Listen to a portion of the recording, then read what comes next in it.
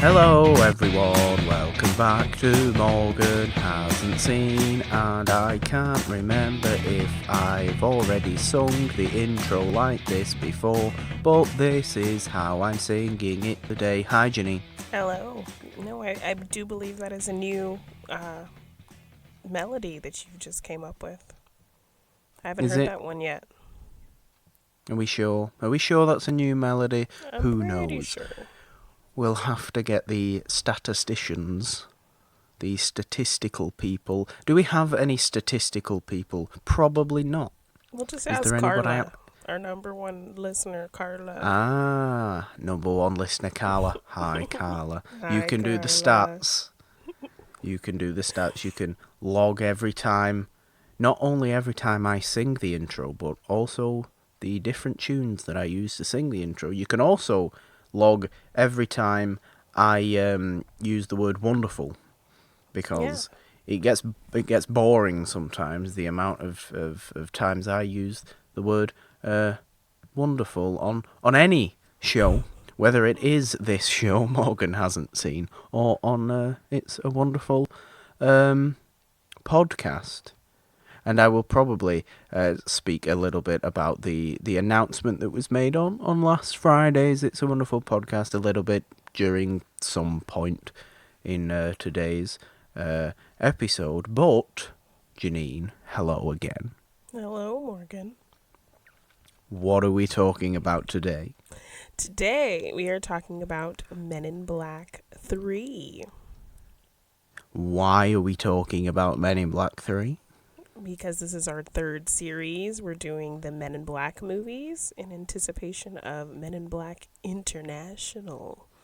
So we've discussed 1, 2, and now 3. So big anticipation for Men in Black International. Big anticipation. If we are to believe what anybody says about Men in Black International, we maybe picked the wrong series to do right now. Yeah. But do you know what, Jeannine? We picked it, so we're sticking with it. We are. Commitment. And we are, very, very committed to the cause, which is a good thing to be. Our episode on Men in Black International. We haven't seen the movie yet, but that will be coming out next Wednesday. But today it's Men in Black 3. And 2012 this one came out. Yes. So it's a good 10 years after the second one. It was one of those long-awaited sequels that no one was maybe asking for, one of those type of deals.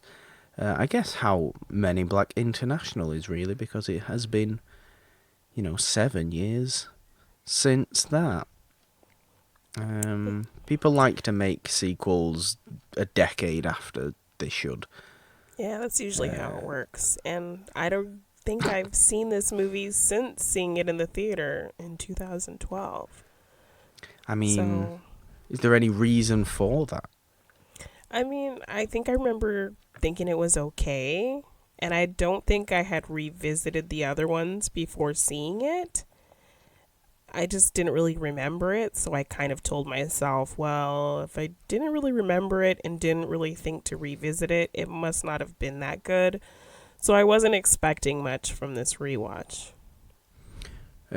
Question is, Jeannine, how was the rewatch for you? Did you enjoy it?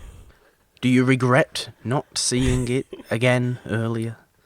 I don't have any heartbreaking regrets for not revisiting it, but I actually did really enjoy it more than I remembered. My heart is broken.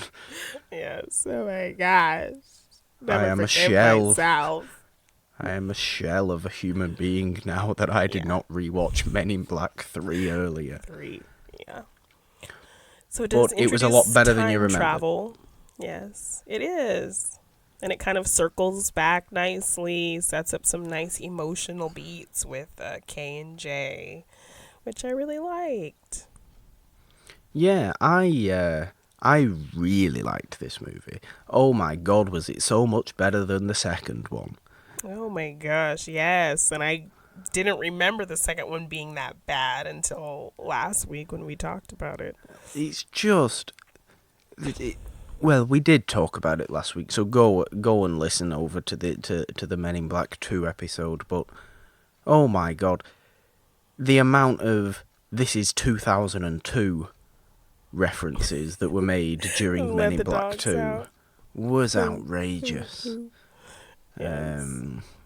I did not care for that, and I mean, I guess they couldn't do that with Men in Black 3 because it's a time travel movie and it goes back to 1969 with Josh Brolin as perfect young Tommy Lee Jones. Oh my gosh, he was so good. He really is. He mimicked Tommy very well. I mean, I don't know where Josh Brolin is from. I can only assume the exact same part of Texas that Tommy Lee Jones is from. Yeah. Because he sounded exactly like him. He did. It was... the faces he made, everything spot on. It really is kind of perfect genius casting to cast Josh Brolin as young Kay. This is one of 3 connections between them I can think of. I can do this, I know this. We have No Country for Old Men. Yes. And we have the general MCU. Yes. And everybody forgets Tommy Lee Jones was in the general MCU. Yeah. He was the Colonel in the first Avenger. Yeah. You want to do the quote, Jeannine? I already did it. No, I didn't hear. I was shouting over you as I am wont to do. Over it. Do the quote you'll again. have heartbreaking regrets that you missed. You gotta do the quote again. Do the quote again, just for me, please. He's still skinny. Yeah, he is still skinny, but we don't care. We do not care. But yeah, I really loved this movie. I was led to believe it was like more on par with the second one than the first one. In terms of quality, I found it more on par with the first one. And you know how much I loved the first one from what we did. It's a kind of a different movie. It's like a really different movie. Yeah, we kind of came to the realization that they all pretty much do the same thing, but execute it in different ways. Well, yeah, that is true. But I thought the time travel was done really quite well and competently in Men in Black 3. Yeah, that's always a tricky aspect in time travel movies. But I think they set some fairly simple rules and stuck to them well, because that's what always might cause problems in a time travel movie is they set up these rules and they're not consistent and they get too muddled and confused, and then you're lost and you don't know what's happening, or you're just kind of disappointed because they didn't really follow what they set up. This movie, they kept it fairly simple so you could kind of follow it and still not really knock them too much for breaking any of their time travel rules. Yeah, and I mean, it's a super silly movie anyway. It's, you know, where the first Men in Black feels like it's a good sci-fi comedy, but it's kind of, it's a little bit more mature. It's got its weirdness to it, but it's almost the humour comes from the weirdness rather than the silliness. I feel like the second one went way too silly, and it's just kind of... I mean, maybe it didn't go way too silly, because actually maybe the third one is a bit sillier than the second one. It just seemed to fit the movie better. It just seemed to fit the whole tone of the movie better. Maybe the third one was, from the get-go, just planned to be a very... It's almost more of a family comedy, the third one. I'd say that, yeah. Whereas the first one, I think, is some of the humour you would only get if you were of a certain level of maturity. Which is why I think I really like the first one. And I think it's the best film of the 3. And from what we can I'd agree with that. from what we can believe, it's still the best film of the four. But I really like Men in Black 3 for not Yeah, it was really fun. not just for what it was, but I think what it wanted to do, it did really, really well. Because it and how they kind of did the thing that they always do, which is basically like one's kind of showing the other one the ropes, and then whatever they're looking for is kind of hidden in plain sight, which is basically what happens in all three of them. But the way they executed it and added that extra layer of emotion was really nice. Yeah, it was. And it felt in that way very much like the first one. Because you had that, the friendship between J and K in the first one, and then obviously K going off and into flashy thing retirement. Yes. After the first one, which was a nice emotional beat. But yeah, this one almost felt it had a little bit more emotion to it, because it was almost Jay's story in the end, as much as it was about young Kay, because we found out that Luke Cage is Will Smith's father, and that was fun. I mean, Mike Coulter looks very slim. And weird with hair and weird with hair. And in a military uniform. Yes. And no go. Mike Coulter, you look better now. I'm just going to say that. As Luke Cage.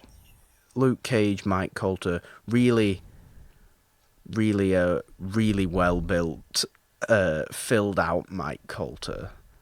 Looks better than haired, slim Mike Coulter. Bald Mike Coulter is better than hair on head young Mike Coulter. And that was like a nice surprise. I forgot he was in it, along with Michael Stuhlbarg, who Michael is Stuhlbarg, in, like, everything now. Yeah, he was. I totally forgot he was a sweetheart.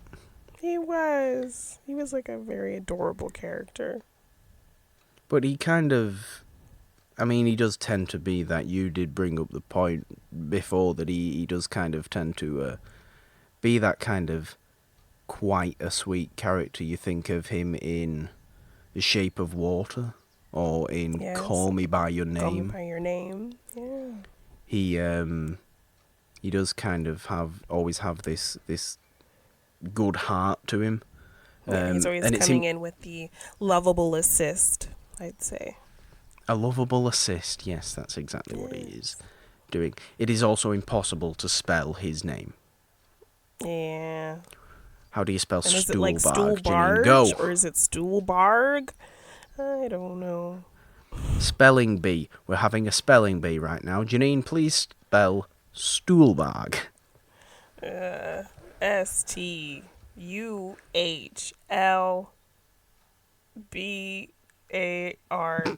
Stuhlbarg. I'm gonna give it to you. Well, you've won the spelling bee. The Morgan Carla, hasn't Google seen it spelling and get back bee. to us. Yeah. Someone please. But no, I really liked him in this as Griffin, the big important thing that was hiding in plain sight. And even the rules they set up for him, being able to see alternate realities, but he can't really see. He can see a bunch of different ones, but he doesn't know which one it's going to be until it gets close enough.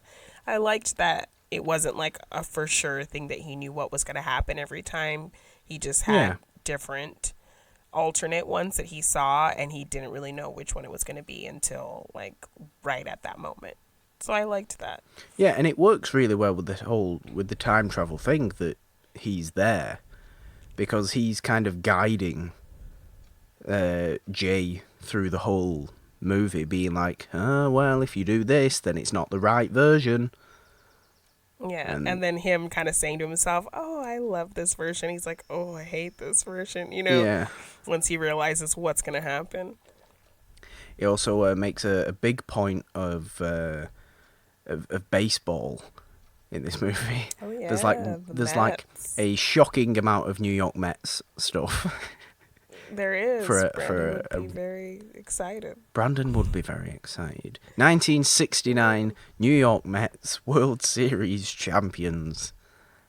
We get to watch that happen thanks to Michael Stuhlbarg. And he names it as like his most favorite moment in human history. The best moment in human history. Think of all the moments in human history. I'm pretty sure that's what he says, right? I think it is. But look, all the moments of human history. The 1969 World Champion New York Mets are the best. That says something about how... I think that says something about how miraculous the 1969 New York Mets were. If that is the best moment in human history. His favorite. He can see all these alternate futures, but that is his most favorite thing he's ever seen. Out of any alternate future and past possible. Of anything. The single greatest moment is that one catch from the final game of the 1969 World Series. But yeah, I wasn't expecting that level of detail on the sport of baseball and the New York Mets in this movie. So that was kind of nice. Yeah. Something else I was not expecting and I kind of forgot about and I actually kind of appreciated was the whole aspect of how a black person would actually be treated in 1969. Because, people love to play that fun little time travel game like, oh, if you could go back in time, what decade would you go back to? And I always think to myself, well, there was no decade that really was kind to me except maybe now. So I can't play that game with you. So I appreciated that when Jay goes back to 1969, there are some like the guy who's helping him use the time travel device actually says to him, oh, you might get stuck here, and this wasn't a great time for you people. And he's like, what do you mean? And he's like, oh, it's kind of true. And then, when he gets pulled over for stealing a car, and he kind of calls out the cops, and the cops are being very obviously, racist very against obviously him. Late 60s white people. Yeah. And... he's like, just because I'm black doesn't mean I stole this car. Well, I did steal this car, but not because I'm black. That was perhaps the funniest. But they actually kind of addressed him going back in time and how people would actually legitimately treat him. Yeah. So, they didn't have to do that, but they did. And I thought that was kind of fun and smart. And the way they kind of made it into comedy, I think all that worked. Yeah, I think that was probably the funniest scene of the movie. Yeah. It's definitely the smartest. Yeah. And yeah, playing the what period would you go back in time to game tends to be fairly easy for me.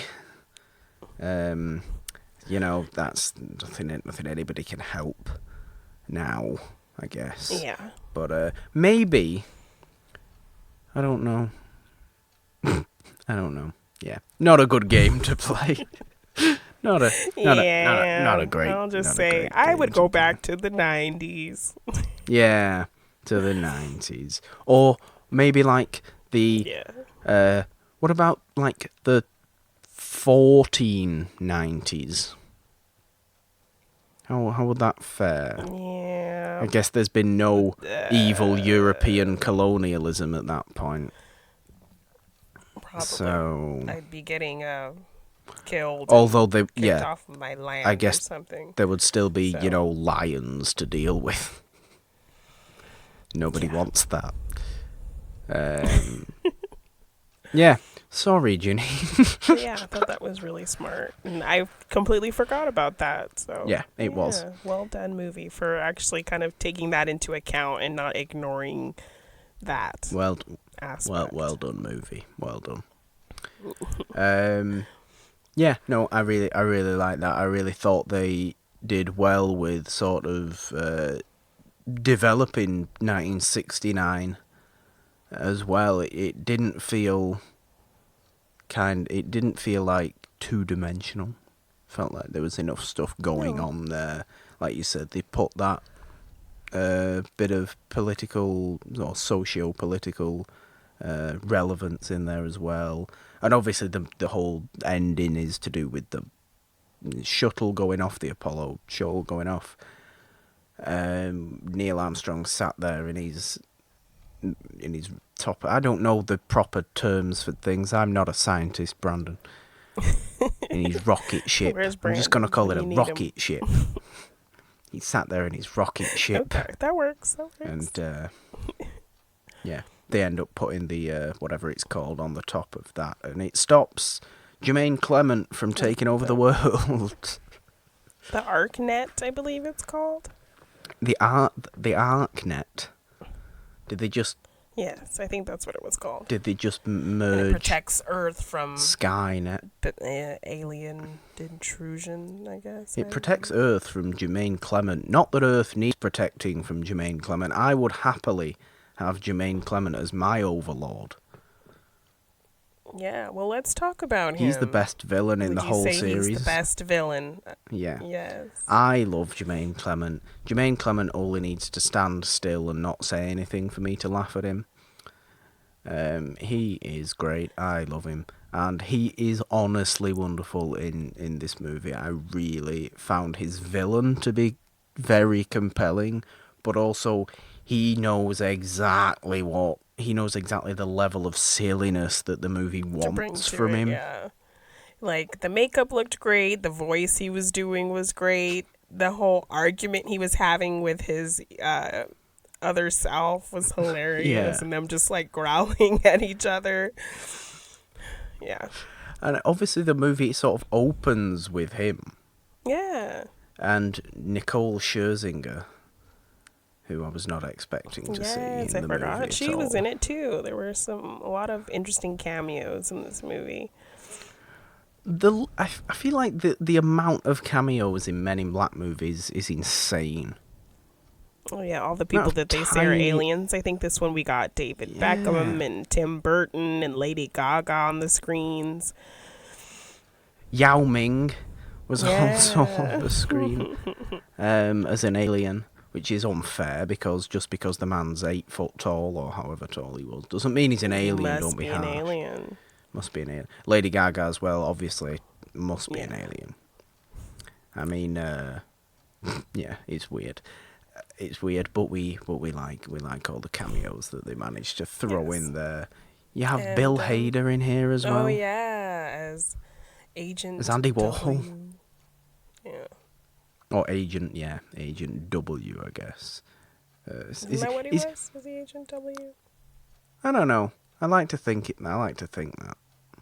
I can't remember. But yeah, he's Andy Warhol, who's actually a Men in Black agent, and all models are aliens from the planet Glamoria.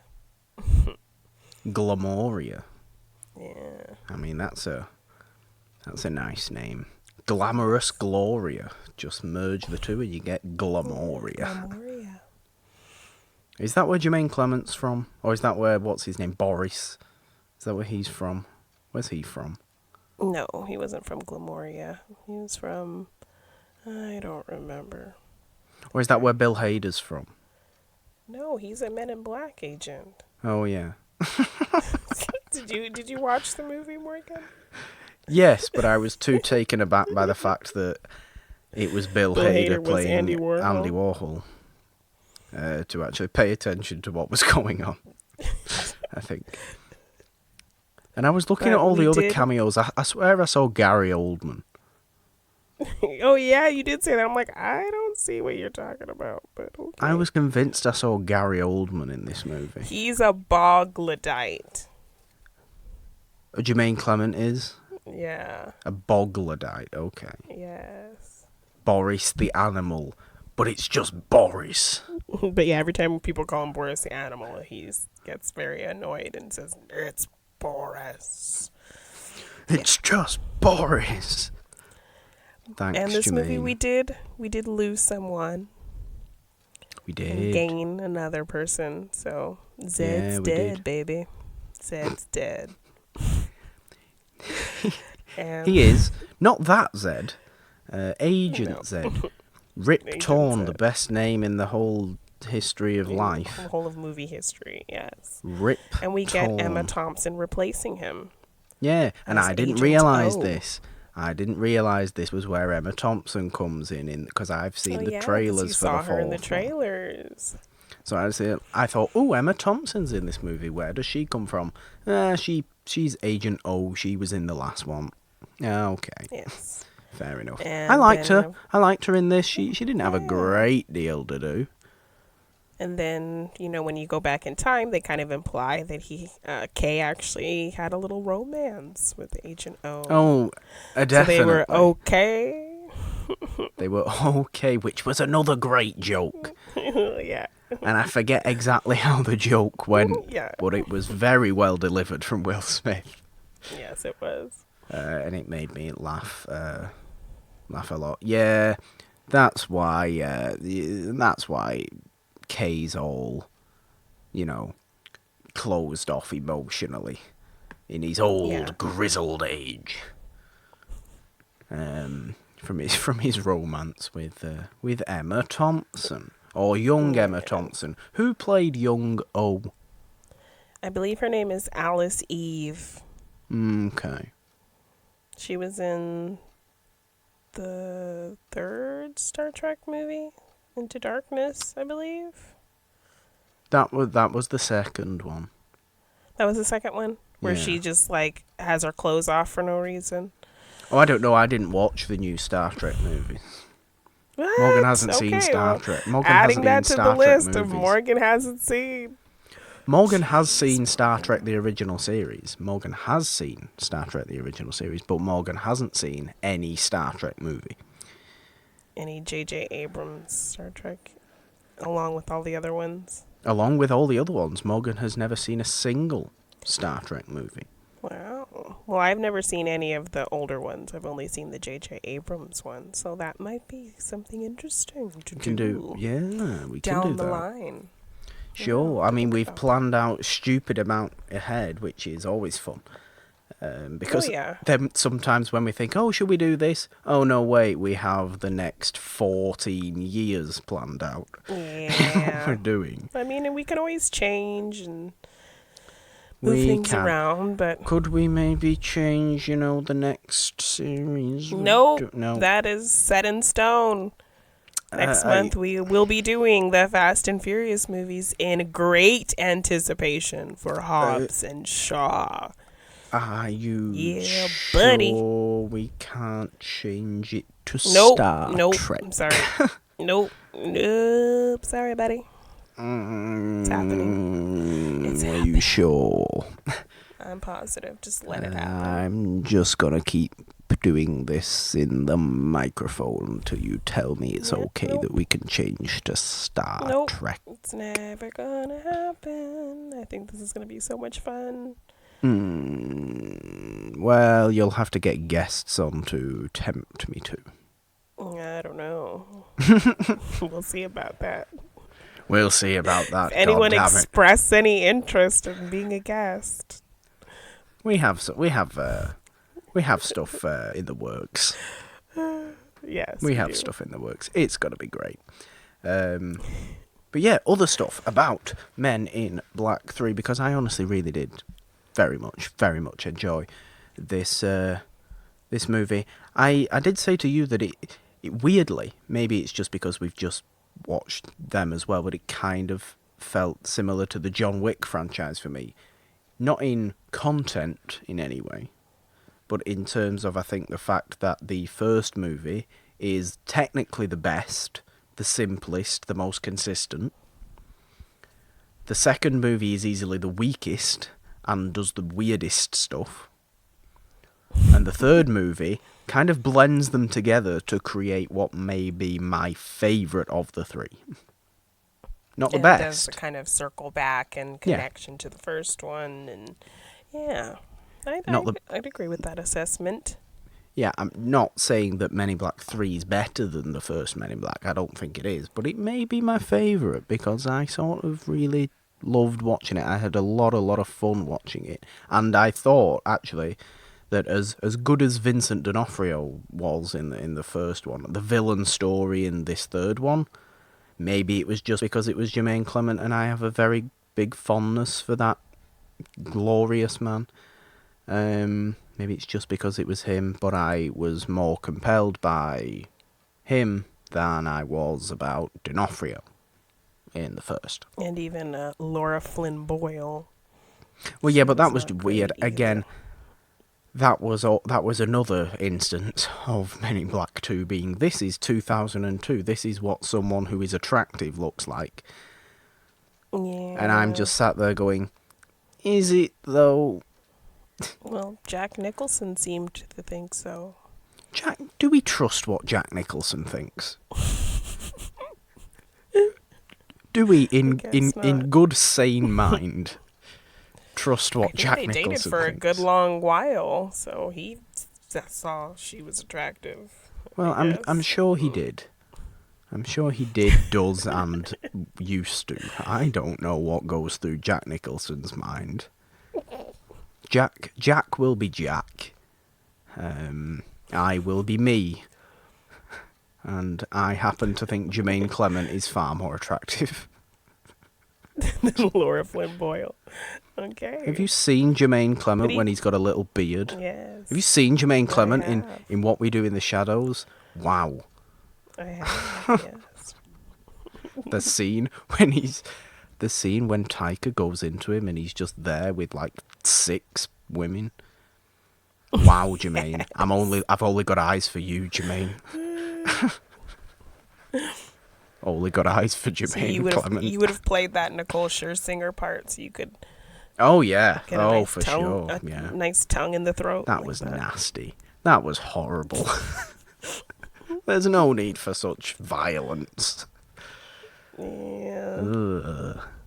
I mean, a good way to show that it's all. I mean, the prison guards who were there look as uncomfortable as they should when that situation's going on.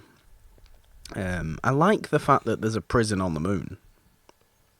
Oh yeah, that's cool. And then you see like the space landing stuff like right there. Yeah. And Lunar Max Jermaine Clement's prison. doing the big, small gravity Leap. jumps over the flag. Yeah. Because this is America's moon. What does that mean? Stupid America. We can say that. Neither of us are technically American. Yeah, technically, neither of us are American, so we can say that. Although we have lost all of our listenership now. Yeah, I think so. Because we have simply said, stupid America. Yeah, we're going to get shut down. God damn it. Why do I say these was things? Great. We had a good run, buddy. Yeah. This is it. Bye. No. Play the intro. Play the outro music. Play the outro music.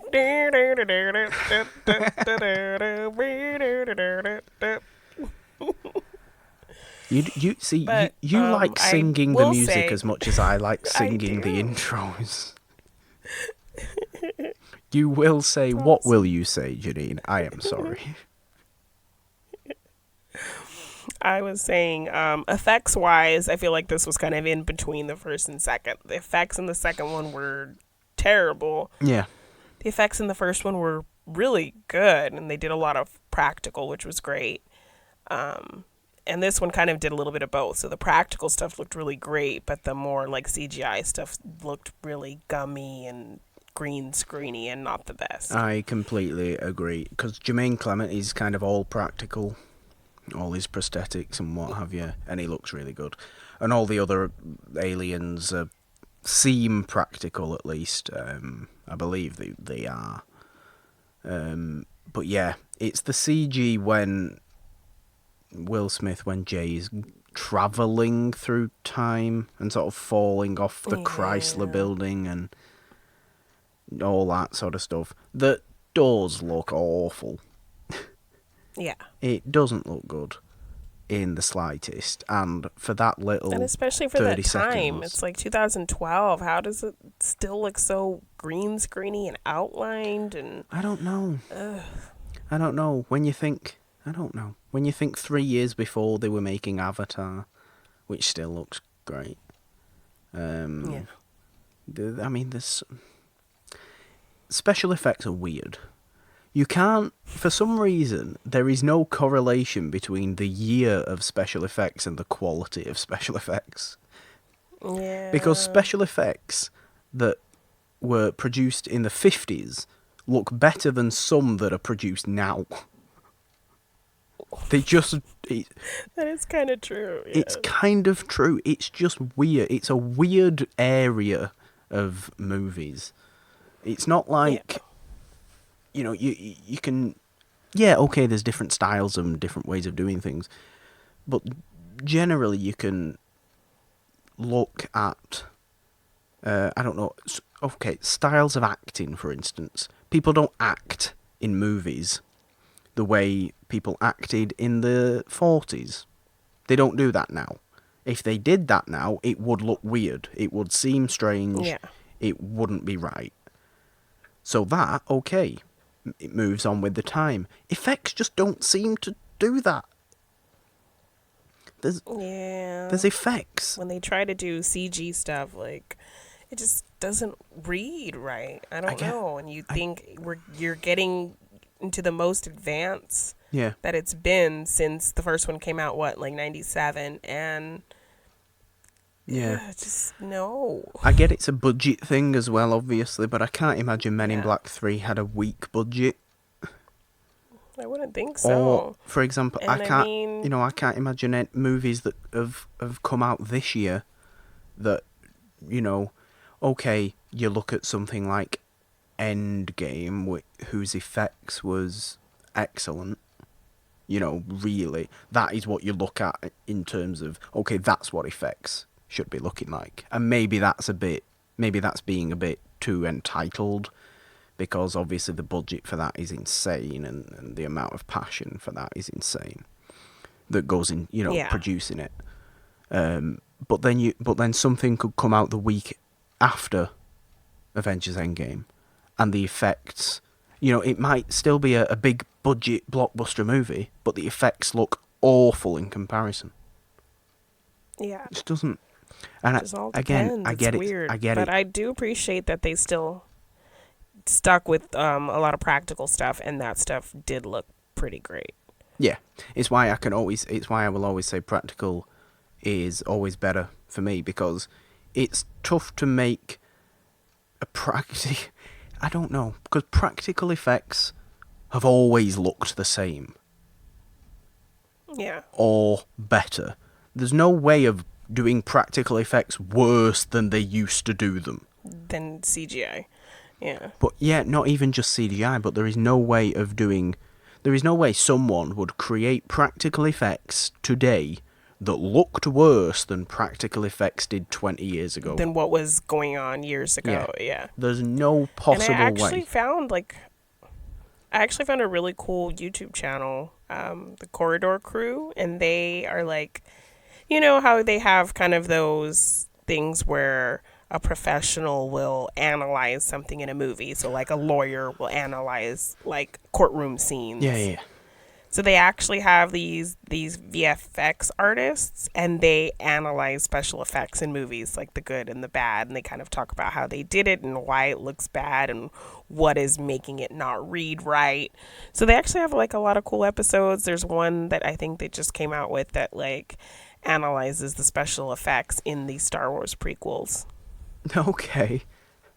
And so yeah, I mean, and they look at like the effects that, when people first saw that first Aladdin trailer with the genie, like they analyzed that. So it's really cool, like, take on that whole, a professional analyzes something in a movie that pertains to their craft. So I thought that was really cool. So yeah, worth a check. The Corridor Crew, check them out. I like that, and I get that I may be coming off as like uneducated or shouty or whatever it may be, but I don't know. I just want effects to look good, and I just think that you have a better chance of effects looking good if you stick to all practical. That's just my feelings. Agreed. But yeah, this was kind of in between. It did practical stuff pretty well, and the CGI stuff not so great. The first one did everything fairly well, and the second one was just a mess. Apart from that one scene in the first one where Agent J has to deliver that alien baby and the arms sort of flapping him about the car. Oh, yeah. That looks very 90s CGI. But, yeah. Okay. Moving on from ranting about effects. Special effects. Is there anything else in Men in Black 3 that we kind of really appreciated? Well, I'd say that ending that kind of circles back, like the whole when Jay is with Kay in the 60s, he sees the Kay that he knows now, but he also sees bits of him before he kind of lost that, fun, I guess, if he ever was fun, and then that whole ending, he sees that, Kay was with him when he was a little boy. Like, his father gets killed, and he comes out of the truck as a 4-year-old boy, and Kay is there, and he's asking where his dad is, and he, actual Jay is looking on in the bushes, and he sees all this happening, and he realizes that's him. Yeah. And they even make some references to it earlier on, where he's kind of talking about how his dad was never there, and of course he doesn't remember because Kay, flashy thinged him. Yeah. Yes. And takes a walk with him on the beach, and so that kind of was very sweet that he was kind of looking out for him all these years. Yeah, it really is. So when you come to the first one, you realize Kay was keeping an eye on him. And this was kind of, the whole partnership was kind of meant to be, and I like that. Yeah, I like that. And obviously, so you are to believe that Will Smith is 47 years old. At this Agent point. J. If you're, Agent J, yes. Which, okay, because Will Smith always looks the same age. He's looked the same age for the last 20 years. I believe Will Smith was born in 1968. So I mean, it's only maybe 3 years off that he would be 4 years old in 1969. And hey, black no crack. So no. I mean, it's very true. Highly possible that he could be 47 in 2012. That's what I said. Will Smith has looked the same for 20 years. Oh, mind you, also Keanu Reeves has looked the same for 20 years. Keanu Reeves is not black, Jeannine. I don't know if you'd noticed that. Nor is Paul Rudd. So I don't know what these people are doing that... Maybe it's fair to say that they are both witches, which I would be in favour of. Absolutely. But then, of course, you get down with that. The sort of ending of the movie, you get that little... It flashes all the way back to the start of this movie where they're in that diner, and Agent J's just really happy to see actual Tommy Lee Jones again. Yeah, and he catches him singing some Alicia Keys, and he's like, "How do you know that song?" Oh dear! And you get that horrendous Pitbull song during the end credits. Bye, babe. Which, oh my God, what happened to Men in Black not post credits? What happened to Men in Black end credits songs, Jeannine, since the first one, because of the Will Smith. They progressively got worse. They really did. Nobody. First one was great. The second one was mediocre at best, and then Pitbull does this weird back in time. So nobody likes Pitbull. Pitbull ruins everything.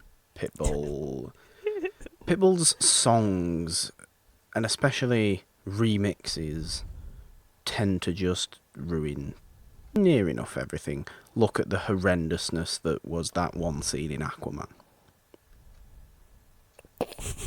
Yeah, that song just kind of came out of nowhere. It didn't make any sense. It sounded awful. Pitbull. It's my least favourite thing about that movie, and I really like that movie, apart from that slow-mo walking on the beach, all wet and hot, to Pitbull song kind of just out of nowhere. Idiots. Yeah, Idiots. Weird. Pitbull. I mean, Look, he's made a good career for I mean, himself. Pitbull does have some good songs. Okay, does he? I think Does he, when he Jeannine? tries to break Does into he? movie territory and sampling territory, Jeannine, no, not so much. Jeannine, I'm looking at you with a face of confusion right now.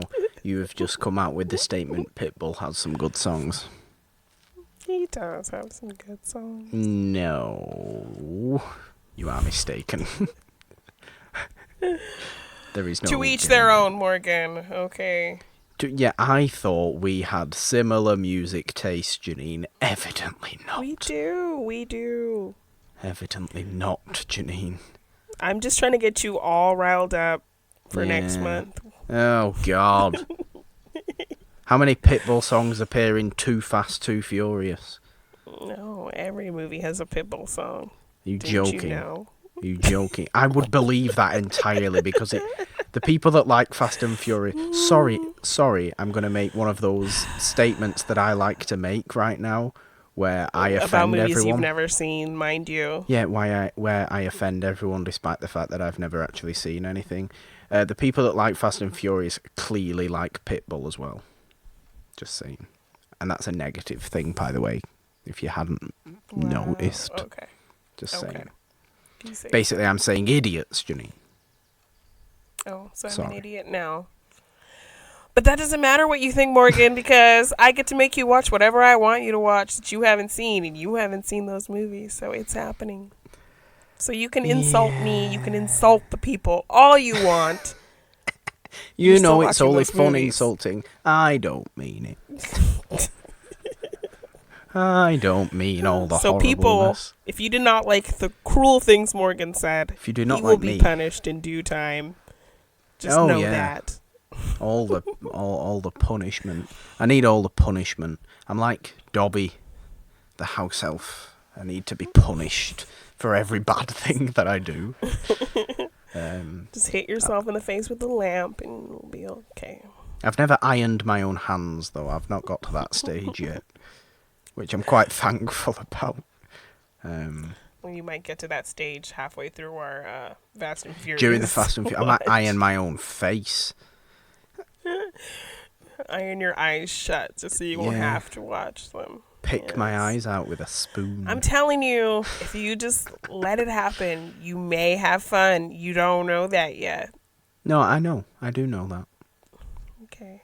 I know. I know. I'm only playing it up for the bit, Jeannine. I'm only playing it up for the. My thought process has now been revealed to everybody. I am only Thank you. playing it up. Thanks, I am Morgan. only playing Way it to up kill for the the bit. illusion. Good grief. Well, you know me. Killing the illusion is my middle name. Morgan, kill the illusion. Robinson, they call me. Yeah. They call me Nice that. ring to it. They call me that. You know they. You know who they are. They. They are Them. they. They are them. Them. That's who they are. Men in Black 3. What a silly movie. Trace. What a fun movie. Trace, as it can be called. Men in Yes. Black Trace. Men in Black Tracing Paper. Do you ever use tracing paper? You know what tracing paper is? Is that a British thing?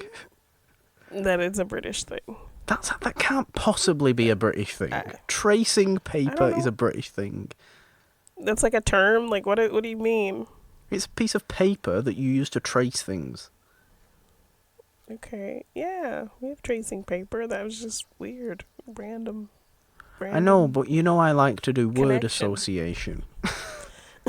And my brain does not really do a good word association. It usually comes up with something that follows on or sounds like the thing that's just been said. For Okay, example, well, I you should've just said said trace. Tres, not trace. Well, you did mean 3 in Spanish, Tres. but I thought you meant tracing paper. No. Tres. Uno, dos, tres. I don't know Spanish. I don't know. I never learnt Spanish. Yeah, I don't think did there's learn. much use for it in the UK, but Well, hey. we have Spain not far away, so maybe there is a little bit Yeah, of use. well then, get on it. Uno, dos, tres. You know what my favourite thing is that people that don't realise that Spanish is not Mexico's language, it's Spain's language. Spain's language, yes. Idiot, Hombres en Janine. negro, tres. Yeah, you're just saying words right now. Men in Black 3.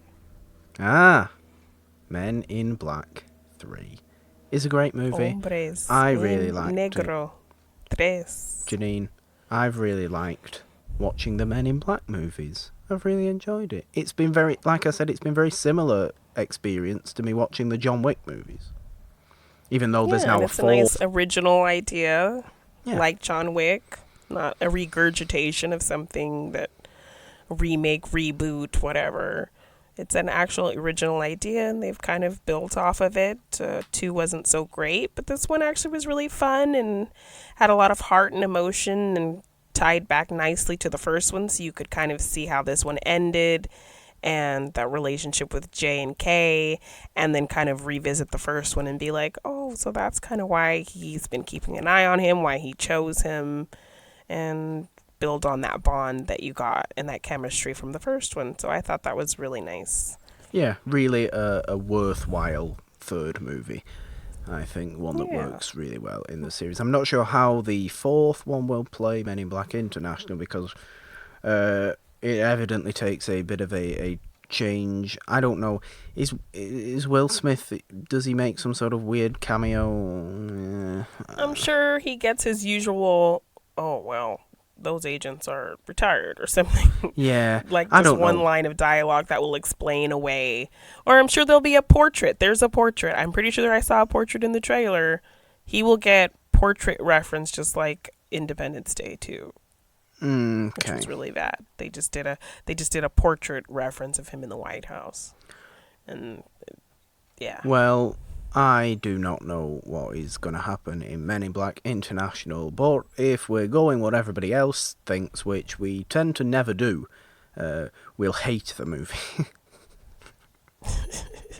And I don't see how I'd that's say possible. most people are lukewarm on it. They say it's like fun, it's middle of the road, it's not much of a departure from what was done in these 3 movies.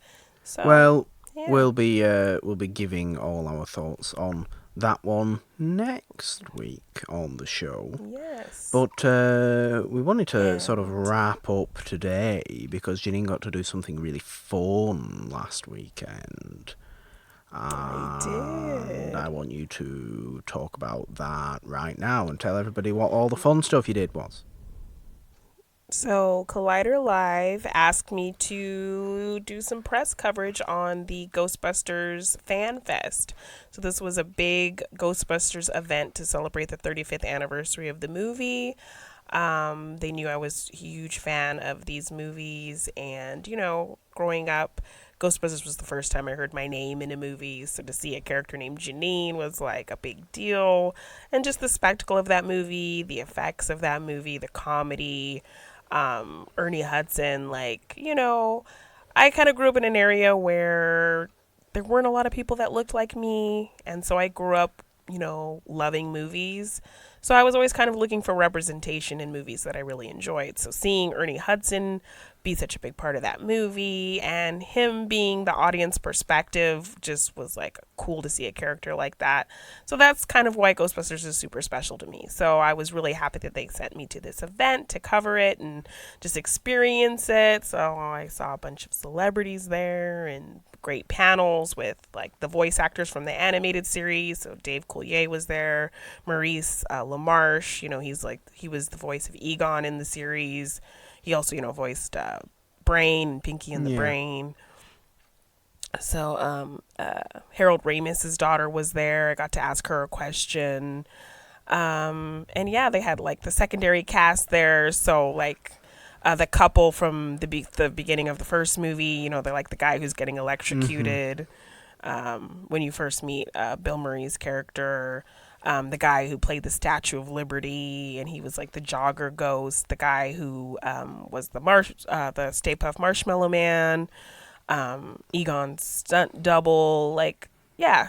And they kind of told a lot of cool stuff about how the One Effects company at the time was kind of all tied up with Steven Spielberg, so they kind of had to find a guy and he had to kind of create his own. They had to kind of create their own effects studio based off of what this one guy could do, because the one effects studio at the time was all tied up doing work for Steven Spielberg. So they kind of had to create their own way of doing effects and designing these great ghosts and creatures and doing all the special effects. So I thought that was really cool. I got to hear some really great stories. There was some great interviews with Paul Feig and Ivan Reitman and Jason Reitman. He kind of talked a little bit about the new movie that he's directing, the Ghostbusters 2020. He kind of dropped a couple things about that. We got to see some dailies from the original Ghostbusters movie. So it was just so fun. Ray Parker Jr. and his band played Ghostbusters at the end of the night, like a big concert. It was really cool. Just so much fun. And then I got to call into Collider Live and talk about the event and my experiences and who I saw and who I met. Yeah. And it was just a really great day, and it was such a fun event, and I was so lucky I got to cover that. So yeah, it was on the Sony backlot. Mm-hmm. Yeah, it was really cool. I guess we should say, if you haven't heard Jeannine's full detailed discussion on this Ghostbusters fan event, go and watch, I believe, last Monday's Collider Live. Check my social media.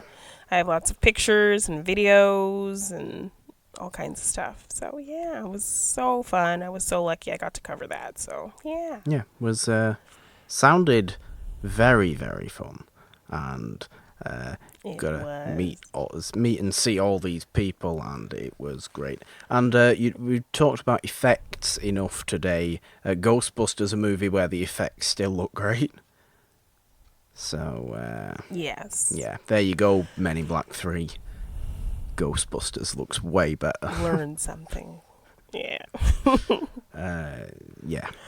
It's great. I like how they had to sort of bring, what am I trying to say? They had to create their own, basically, effects studio from this one dude.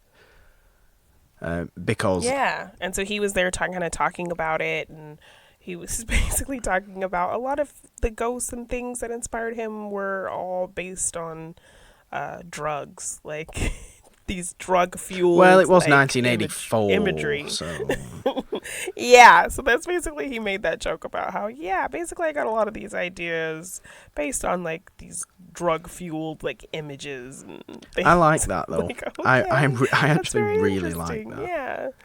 That is very they just kind of had to figure things out on their own, because there were no other big really effects studios at the time that could do it. So I thought that was really cool. And that guy built his whole basically career. Mm-hmm.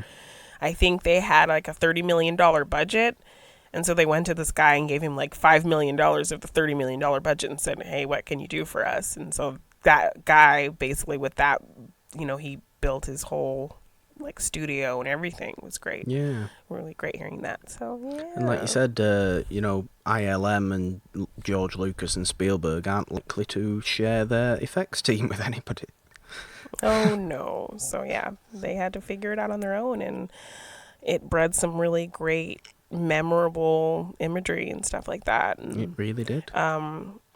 Yeah, just some great discussions. Like, it was a really sweet moment. Like, Jason Reitman turned to his dad and just told him, you're the best storyteller I know. And, I never wanted to revisit this movie or even direct it. I've been saying that for years because, it's just so, I don't think I could do it justice that you did, but I'm doing it for the fans. I'm doing it for you. And then he turned to Paul Feig and kind of told him, you're like the SWAT leader who kicked in the door and took all the bullets. But you kicked in that door and made it possible for anybody to be a Ghostbusters. You told that story that showed that anybody could be a Ghostbuster. And so it was just a really nice moment. Yeah. And a lot of great moments and stories and stuff like that. So, it was really special. I mean, it's very true. I can't imagine the amount of... I don't want to say hate, but the amount of abuse that Paul Feig has probably got over the last few years. Yeah, and he kind of addressed it. He was like, maybe not everybody felt that way, but this is what I was trying to do, and I'm really proud of that. So it was really nice. Yeah. That's why I like that Reitman said that to him, because it's true. It's very true. Yeah. Yeah, that's so much fun. But Jeannine, it's not the only fun thing that you're doing recently, because there's a nice big Schmoedown event coming up. Yes. So this Saturday, streaming live, you can get the live stream at Schmoedownlive.com, is the Schmoedown Collision. So it's going to be four pretty big matches going on. I will be competing in one of them, which is the Manager Bowl. There's a little twist on it this year. The competitors will actually be competing for their managers, and whoever wins their manager will get control of the league for a month. So I'll see if I can pull out the W for my man Jay Washington. Yeah, we have every faith. Go and do it. Yes. Yes. Yeah, this is. I do have some stiff competition, so will see. But look, it's a tough league. Any win is phenomenal these days in the Schmoedown. Any little victory you can get, but is it the Schmoedown's second major event of the year, or is it like the summer event that they? Yeah, so it's like the big mid-year event. Yeah. So they've been doing all these cool live events all throughout the year. Every month they try to do a live event somewhere, but this time they're doing the Collision live. So they'll be streaming live. You can get the link at Schmoedownlive.com and check it out. If you're a patron, I believe you'll get the link if you're a patron at a certain tier. Yeah. But yeah, so that's going to be the live event for June. Yeah. I'm super exciting. It'll be this Saturday, June 22nd. So yeah. Obviously, we are big Schmoedown fans on this show, of course, because one of the members of this show is a competitor herself, and I happen to be a big fan. I would hope so. Yeah. And along with the Manager Bowl that Jeannine will be competing in, I believe you are getting Kevin Smets versus Mike Kalinowski. I believe, to see who goes and plays Rachel Cushing for the belt at Comic-Con in July. So that should be super exciting. In a geekdom, I think it's fair enough to say that this show is pulling for Kevin Smets. Kevin Smets, the Smasher, yes, all the way, He's so gonna take it. I'm going for him all the way. Not only because we are very for Kevin Smets, but we are very against Mike Kalinowski. So yes, I will be playing Mike soon as well. Yeah. So we'll see how that goes. Long time in the making. So very, very long time. It'd be a lot of fun. But you are also getting, I believe, the team title rematch as well, between the Shy Wolves and the Odd Couple that will be going. Yes. So we'll see if they can get the belts back. That's the big main event. That should be incredible, as you would expect from those guys. And a fourth match is Polly Armour and Liz Shannon Miller, I believe. Yes, so that's what you're going to get. So get that live stream and check it out. I believe it starts at 3 p.m. PST. Yes, PST. Yeah. So, check it out. It's going to be awesome. Wonderful. Go and check that out, guys. Go and check Jeannine's little discussion she had on the Ghostbusters Fan Fest on last Monday's Collider Live. That's not this Monday that's just gone. That's last week. She was on there talking about Ghostbusters and all the fun stuff she got up to there. Schmoedown Collision coming up, featuring our very own Machine. And we have our fourth. And what? Tomorrow. We will be putting up a poll. Very true. Yes. So our next movie we'll be talking about is Men in Black International. But our bonus film will be a bonus Will Smith movie that Morgan hasn't seen. So we will be putting up a poll, and you guys can pick what our bonus Will Smith movie will be for our last week of the Will Smith run.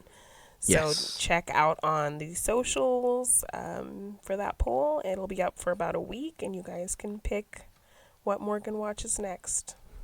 Yeah, for to round out the Will Smith series before the weird car movies start with Vin Diesel. Yes. And I guess I have to say I'm looking forward to that, because if I don't say I'm looking forward to that, then it will just come off as very negative. And I don't like to do that, Jeannine. I like to try and be as positive as possible. Positive around here. And I like to try and do it. It's going to be hard with weird car movies with Vin Diesel, which is what I'm going to call them. I'm not going to call them their actual name. I've decided to call them weird car movies with Vin Diesel. Not all of them have Vin Diesel. Weird car movies with someone related to Vin Diesel. If you say so. Weird car movies that are sometimes directed by James Wan. Okay. Or that works. one time directed by James Wan. I don't know. Why did James Wan direct a weird car movie? Go back to directing horror. You'll see. Maybe that one will be your favorite. Quite possibly, because James Wan's great. So, look out for all the fun stuff, guys, coming up. And, Jeannine, you are going to be on It's a Wonderful Podcast this week. I am. Because the Nolan's announcement last week, if you pay attention to It's a Wonderful Podcast, if you listen over there, it's on this same feed. It's just the other show that we produce. And it is the OG, the older show, the namesake of the whole feed. Nolan will be unavailable for the foreseeable future. We don't know exactly how long, but the announcement was made in last Friday's episode, if you want to go and check that out. But Jeannine will be coming on for this week, if not for other weeks as well, in the foreseeable future. And, we might as well share it now. I often don't share which movie we're doing until the day, but I picked, and I finally get to force Jeannine to watch a movie that I want to watch on one of these shows. And I'm so excited, because we're watching The Lion in Winter with Peter O'Toole and Katharine Hepburn, because I really wanted to watch a historical movie. And it's about Henry I'm II. actually very excited. So, Katharine Hepburn's the episodes best. that I will appear on, I am low-key calling it Jeannine hasn't seen, because I'm pretty sure anything we watch on that podcast will be things I haven't seen. But I've heard these performances are amazing, and I do need to catch up on my classics and my historical classics at that. So I am actually very excited to watch this movie and discuss it with you. So Any Katharine Hepburn movie has a phenomenal performance. I'm just going to tell you that right now. She is the best actress of all time. She is. That's just a fact. Screw Meryl Streep. I'm excited. No, don't screw Meryl Streep. Meryl Streep's great as well.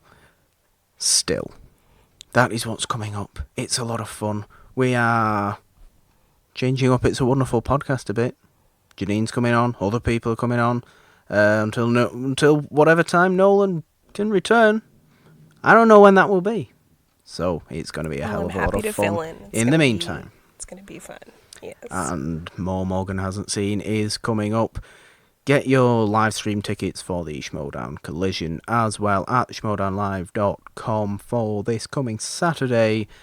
And, I guess that's going to do it. So, until next week, when we are talking about Thor and Valkyrie, who are now turning into Men in Black agents, and nobody seems to like that, but I might. And Jeannine might as well. I guess, Jeannine, let's do it at the same time. We've been getting a little bit better with it. Bye.